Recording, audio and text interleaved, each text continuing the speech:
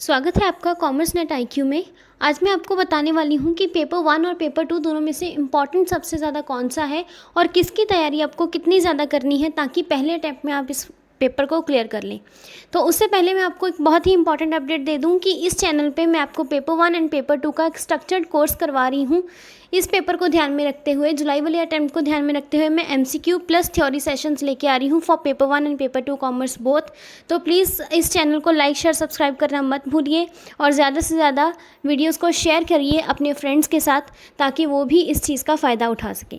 तो चलिए आज के टॉपिक के बारे में बात कर लेते हैं। तो मैंने आपको बोला था पिछले वीडियो में कि पेपर 2 एंड पेपर 1 में से सबसे ज़्यादा इम्पॉर्टेंस जो होती है वो ऐसा नहीं है कि किसी एक की होती है, दोनों की ही होती है। दोनों को आपको इक्वली अपने टाइम देना है, टाइम डिवोट करना है और दोनों की प्रेपरेशन बहुत ही अच्छे तरीके से करनी है। लेकिन यहाँ पर UGC ने जिस तरीके से पेपर डाला है उस अकॉर्डिंग मैं आपको थोड़ा सा बता दूँ। तो यहाँ पर देखिए हमारे पेपर का स्ट्रक्चर कुछ ऐसा होता है कि पेपर 1 होता है 100 मार्क्स का और पेपर 2 होता है 200 मार्क्स का। पेपर 1 में आते हैं 50 क्वेश्चंस एंड पेपर 2 में से आते हैं 100 क्वेश्चंस। तो पेपर 1 जो होता है वो आपका जनरल पेपर होता है। जनरल जो सभी के लिए पेपर सेम होता है। 82 सब्जेक्ट्स में पेपर कंडक्ट किया जाता है UGC नेट और 82 सब्जेक्ट्स में पेपर देने वाले बच्चों को पेपर 1 जो है वो सेम है। इसका सिलेबस भी सेम है। JRF के लिए प्लस नेट के लिए दोनों के लिए सेम ही सिलेबस है। तो सिलेबस कुछ अलग नहीं होता है। कई बच्चों को ये भी कन्फ्यूज़न है कि क्या JRF को ही अलग सिलेबस वाले बच्चों को मिलता है, मतलब अलग सिलेबस पढ़ के जाना होता है तो JRF होता है। नहीं, ऐसी कोई बात नहीं है। पॉइंट सिर्फ इतना है कि सिलेबस सारा सेम है। जो टॉप के आपके 6% बच्चे होते हैं उनको वो दे देते हैं नेट का सर्टिफिकेट, वो नेट के लिए क्वालिफाई होते हैं। टॉप के 6% बच्चे, तो जो टॉप के 6% को अगर वो नेट देते हैं तो टॉप के 0.5% बच्चों को वो JRF देते हैं। तो JRF का नेट का सिलेबस जो है वो सेम होता है। तो रही मुद्दे की बात ये है कि नंबर ऑफ़ क्वेश्चंस जो है, नंबर ऑफ़ क्वेश्चंस 50 हैं अगर पेपर 1 में एंड 100 है पेपर 2 में। तो इसका मतलब ये नहीं है कि पेपर 2 की इम्पॉर्टेंस ज़्यादा है एंड पेपर 1 की कम है, ऐसा कुछ नहीं है।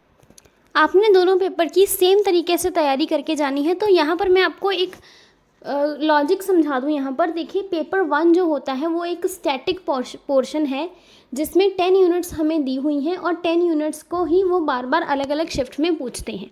जैसे कि बहुत सारे प्रीवियस ईयर क्वेश्चंस भी बने हुए हैं। तो अगर हम पिछले 5 साल के क्वेश्चंस भी उठा के देख लें तो टॉपिक्स जो हैं वो सेम हैं, कॉन्सेप्ट सेम ही रिपीट हो रहे हैं, लेकिन सिर्फ क्वेश्चन को पूछने का वो ढंग जो है वो अलग कर रहे हैं।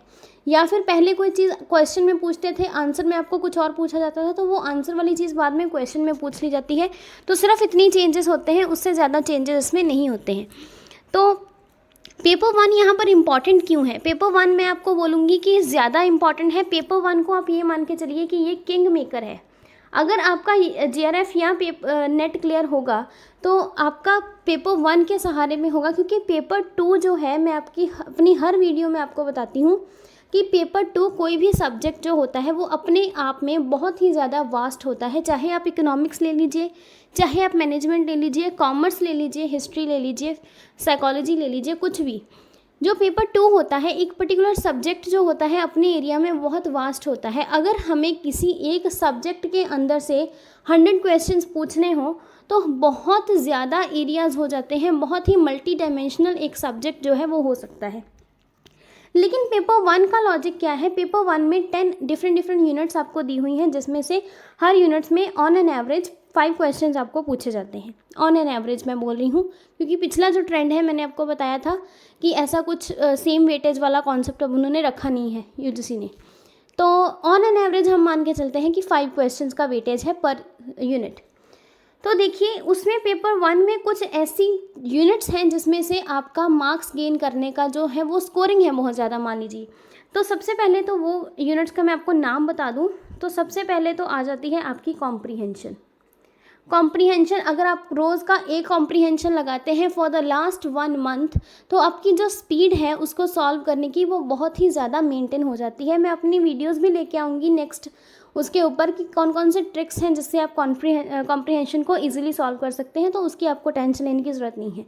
कॉम्प्रीहेंशन हो गया, DI हो गया, मैथ्स एंड रीजनिंग हो गया, इनको अगर आप डेली बेसिस पे प्रैक्टिस करते जाएंगे तो ये 3 यूनिट्स में से 15 क्वेश्चन जो है वो आपके पक्के हो जाएंगे। 15 क्वेश्चंस मतलब 30 मार्क्स। तो देखिए 30 मार्क्स अगर आपके ऐसे ही पक्के हो जाएंगे, मतलब जिसमें आपको कुछ गैस वर्क करने की ज़रूरत नहीं है, अगर आपकी कंसेप्ट क्लैरिटी है तो बिल्कुल अच्छे से हो जाएगा। उसके बाद कुछ ऐसी चीज़ें होती हैं जो आपको बहुत अच्छे से आती हैं, कुछ ऐसी यूनिट्स होती हैं, मान लीजिए आपके सिलॉजिज्म में बहुत अच्छे हैं, teaching and research easy units हैं, कम्युनिकेशन इजी यूनिट्स हैं, तो इनमें से क्या है ये बहुत ज़्यादा स्कोरिंग होती हैं। तो 50 क्वेश्चंस में से अगर आपके 35 भी सही हो जाते हैं तो इसका मतलब ये है कि आप नेट या जेआरएफ को पाने के लिए और भी क्लोज हो जाते हैं। तो जो टॉपर्स होते हैं ना, अगर आप उनका कोई इंटरव्यू कभी आपने सुना होगा या आप कभी उनके टिप्स को फॉलो करेंगे तो उनके पेपर 1 में जो मार्क्स होते हैं वो बहुत अच्छे होते हैं। पेपर 1 में अगर आपकी ग्रिप अच्छी है तो आपके ज़्यादा चांसेस हैं कि आपका नेट और जेआरएफ जो है वो क्लियर हो जाएगा, क्योंकि पेपर 1 एक लिमिटेड सिलेबस है। लिमिटेड सिलेबस में आपको बार बार चीज़ें वही पूछी जाती हैं, तो आप क्या है उसको कॉन्सेप्ट को पकड़ सकते हो इजीली, है ना। पिछले साल के अगर पिछले 4 से 5 साल के आपने पेपर अच्छे से लगाए होंगे तो आप वो इजीली कर सकते हैं। और दूसरा क्राइटेरिया आपका ये है कि यूजीसी ने यहाँ पर आपको कुछ क्राइटेरिया दिया हुआ है पासिंग का, कि अगर आपको पेपर ये क्लियर करना है तो उसमें क्वालिफाइंग क्राइटेरिया क्या है। तो यहाँ पर आपको क्राइटेरिया में ये दिया है कि एक तो आपको पता है कि 6% बच्चे सिलेक्ट होते हैं, ये तो मैंने अपनी पिछली वीडियो में एक थ्रू आउट पूरा मैंने आपको समझाया था कि पासिंग क्राइटेरिया क्या होता है, आप चाहिए तो वो वीडियो एक बार जाके देख सकते हैं। तो उसके बाद अगर आप नॉन क्रीमी लेयर से हैं तो आपको चाहिए 35% मार्क्स क्वालिफाई करने के लिए।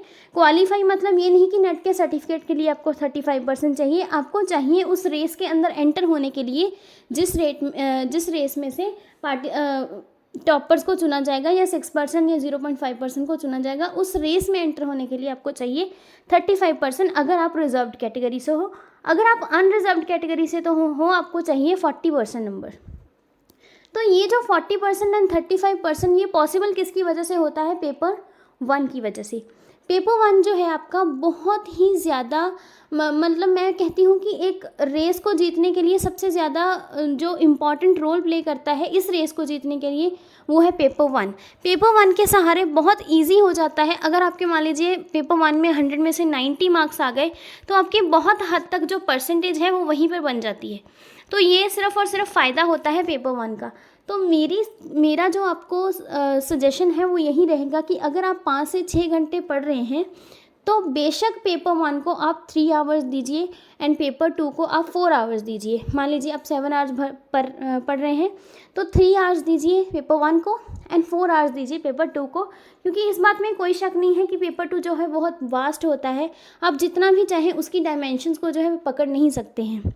तो जो से कॉन्सेप्ट आपके पर्टिकुलर सब्जेक्ट्स में बार बार रिपीट होते हैं आप उनको तो पढ़ सकते हैं, लेकिन फिर भी 10 to 12% पेपर ऐसा होता ही है जो आपकी पहुंच से बाहर होता है, जो आपने कभी देखा सुना नहीं होता है।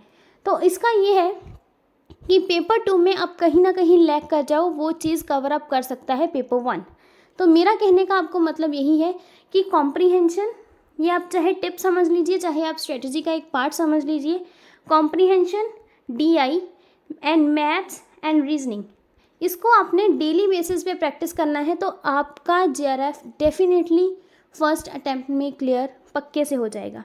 क्योंकि ये जो चीज़ें होती हैं ये प्रैक्टिकल चीज़ें हैं, इसमें ज़्यादा कुछ कॉन्सेप्ट क्लैरिटी की भी ज़रूरत नहीं है। इसको सिर्फ़ और सिर्फ आपको टाइम मैनेजमेंट करना है, इसको सिर्फ समझना है वो क्या कहना चाहते हैं, उस अकॉर्डिंग आपने आंसर देना है। तो इसमें कुछ ऐसा ज़्यादा नहीं है। अगर रोज़ के 10 मिनट निकालने से आप अपनी सक्सेस की तरफ और ज़्यादा बढ़ जाते हैं तो इससे ज़्यादा अच्छा और क्या हो सकता है। तो मेरी तो सजेशन आपको यही है, मैं तो मतलब एक लिमिटेड वर्ड्स में आपको यही कह सकती हूँ कि पेपर 1 किंग मेकर है। आपने पेपर 1 को इस तरीके से तैयार करना है कि पेपर 2 में अगर आप कहीं लैग भी कर रहे हो then you can cover it up with paper 1। तो ये थी मेरे स्ट्रेटजी की कुछ पार्ट्स। मैं आपको टाइम टू टाइम आपके साथ स्ट्रेटजीज़ शेयर करती रहती हूँ। 2 वीडियोस मैं ऑलरेडी डाल चुकी हूँ कि कौन सी टिप्स और कौन सी स्ट्रेटजीज़ हो सकती हैं इस पेपर को क्लियर करने के लिए। तो प्लीज़ डेफिनेटली आप उस वीडियो को जाकर ज़रूर चेक करिएगा। मैं यहाँ पर आई बटन में उसका लिंक भी दे दूँगी।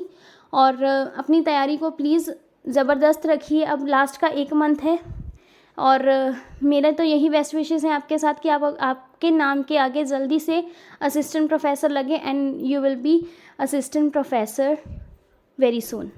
तो अपना ध्यान रखिए, पढ़ते रहिए और ज़्यादा से ज़्यादा मेहनत करते रहिए। ज़रूर से आपका नेट एंड JRF क्लियर हो जाएगा फर्स्ट अटैम्प्ट में। Wish you a very very good luck. Thank